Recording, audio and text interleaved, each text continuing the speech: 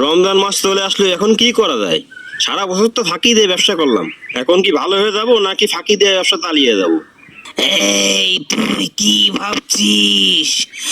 তুই তো সারা বছর আমার কথা মতো ব্যবসা করেছিস, তাই তোকে আমার খুব পছন্দ হয়েছে। তোকে আমি আমার সব দায়িত্ব দিয়ে যাব। আমি কাল থেকে রমজানের 1 মাস বন্দি থাকবো। আমি কি এত বড় দায়িত্ব পালন করতে পারবো? হ্যাঁ, তুই পারবি। আমি তোকে ভালো করে চিনি। আচ্ছা, ঠিক আছে। তাহলে শোন, রমজান মাসে সবকিছুর দাম অনেক বাড়াই দিবি, যাতে মানুষ ভালোভাবে রোজা না রাখতে পারে। আচ্ছা, ঠিক আছে। তাহলে তুই আমার কথা মতো চালিয়ে যা। সারা বছরের লাভ তোর এই 1 মাসেই চলে আসবে, আর তোর পরিবার নিয়ে ভালোভাবে ঈদ করতে পারবি। তাই নাকি? তাহলে তো ভালোই হয়।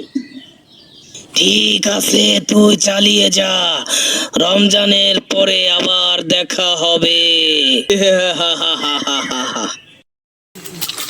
এই ব্যবসায়িক রাজু, রমজান মাসের সময় সব দাম টাম এত বাড়াই দিস কেন?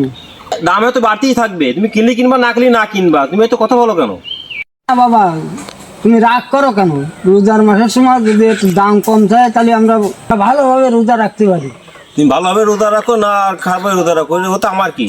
এটা তোমার ব্যাপার। আচ্ছা বাবা, ঠিক আছে। ব্যাপারী, রমজান মাস চলে গেছে, আমি ইবলিস মুক্ত হয়ে গেছি। এখন আমার দায়িত্ব আমাকে ফিরিয়ে দে। না, এই দায়িত্ব আমি সারা জীবন পালন করতে চাই। কি? তাহলে তুই আমার সাথেও বেঈমানি করলি? আসলে ব্যবসা এমন একটা পেশা, যেই পেশার ব্যাপারে রসুল সাল্লাল্লাহু আলাইহি ওয়াসাল্লাম জান্নাতের সুসংবাদ দিয়েছেন। শুধু সুসংবাদই দেন নাই, রসুল সাল্লাল্লাহু আলাইহি ওয়াসাল্লাম হাদিসে ইরশাদ করেন যে বিশ্বস্ত এবং আমানতদার ব্যবসায়ী যারা, তারা কিয়ামতের দিন নবী, শহীদ এবং সিদ্দিকদের সাথে তাদের হাসর হবে। এই জন্য আমরা সবাই আমানতদারের সাথে, বিশ্বস্ততার সাথে ব্যবসা করার চেষ্টা করবো ইনশাআল্লাহ।